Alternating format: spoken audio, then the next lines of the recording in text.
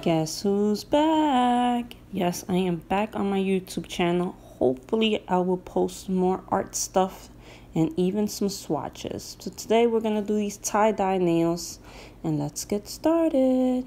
So let's go through what we need. You'll need a white polish for your base. I'm using a stamping polish because it's opaque in one coat.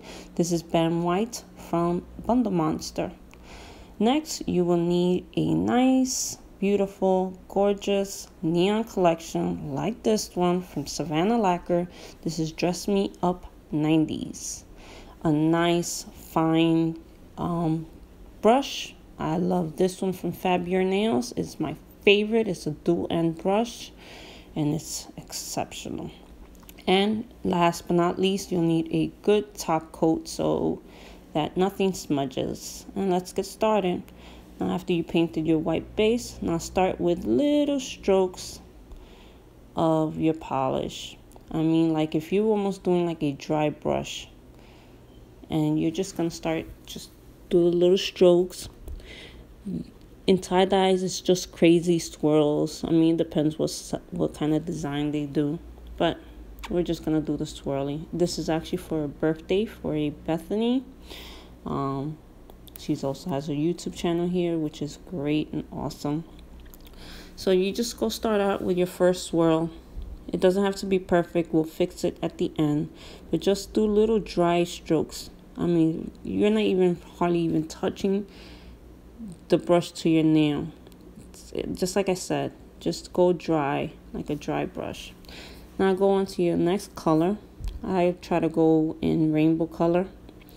And then just right on top, again, lightly, like almost like a dry brush, little small strokes, like, and just zigzag. Don't worry about any mistakes. We can always go over it with white acrylic paint or polish.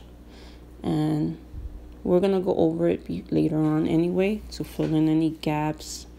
Make sure to blend the colors together, because if you know, with tie-dye, it's like a little gradient in between each color sometimes. And just keep on going with your swirl. And again, just little small strokes. I did this design a couple of years ago when I first started doing nail art, and I loved it so much. I don't remember what colors I used. And then when I saw Beth do a tie-dye, I was like, damn, I want to do this. I want to do this. I had it on my inspo file for so long. I was like, when am I going to be able to do this? Summer came and went, and I still couldn't do it. So I got the opportunity for her birthday. Yay. So here we go. Now with the yellow, same thing. Here you won't be able to tell if there's any lines, so just go crazy. Unless you have a better yellow than I do. But you just, again, follow the swirl. And you fill in any spots that you need. And blend them a little bit together with the color beforehand. Now let's go with the next color. And just go swirl. Make sure that you leave enough space in that first swirl so that all 4 colors can fit. Well, not 4, 6 colors can fit in that swirl. Or you can improvise like I did. You'll see at the end. And again, just small strokes, blending with the color beforehand, almost like a dry brush. I have too much polish here and I am messing up. But we can fix mistakes, like I said, with some white polish or acrylic paint. And there we go. Now this is so much fun to do. I'm gonna go look for other tie-dye designs so that I can recreate it. I remember doing one almost like a iCat designed. I forgot what it was called, like a Native American design tie-dye. A couple of years back, I loved that one, but it didn't come out very good. because I sucked at nail art back then. But maybe I'll try to redo it and see what happens now. Maybe I still suck. So let's go with our next color, which is blue. And now I have no room for my purple. You see, this is why I said try to leave enough space for all four. So just again, small little strokes. Try to get in there in those little tight spaces. You remember tie-dye, it's not completely opaque. There's always little white spots. Not too much polish there.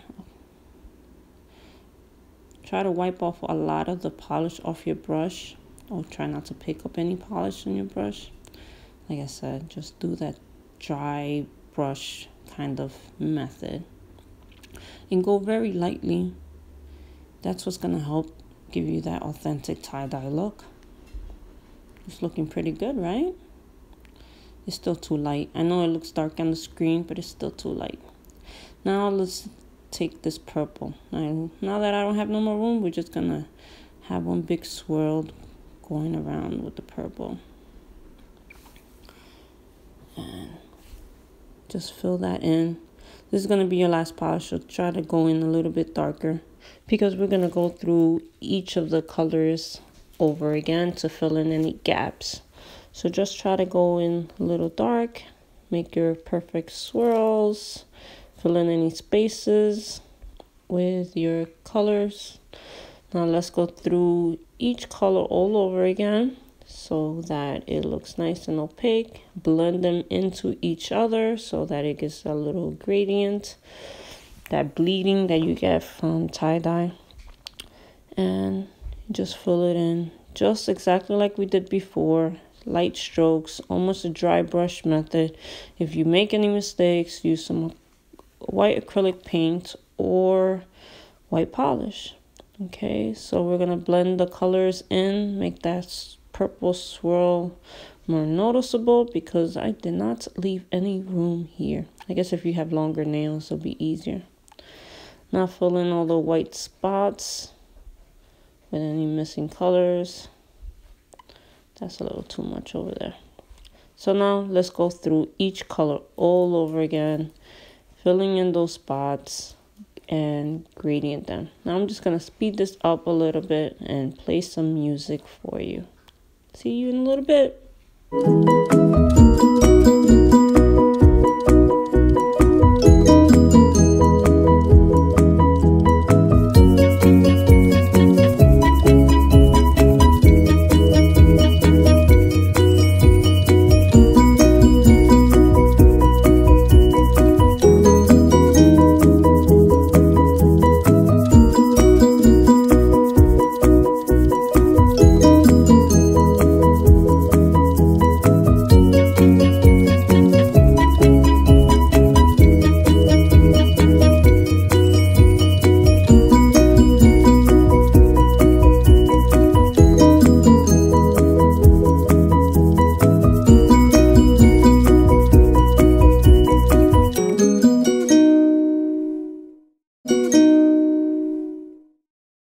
I love that song. That's Imagine Dragons.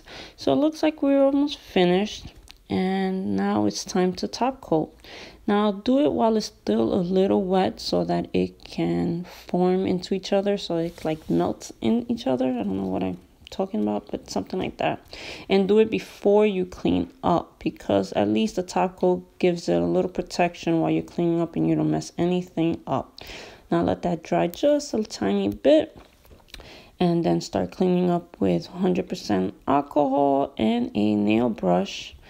And get those little pesky little oops out of the way.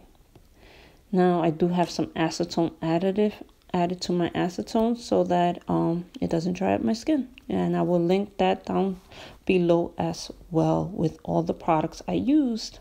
Now there goes the tie-dye. And here is a semi-matte look. Using Do It Yourself from the Bluebird lacquers. And this is matte top coat from Glisten Glow. Now thank you for watching. Come visit me at Stuck on Lacquer on Instagram. Bye.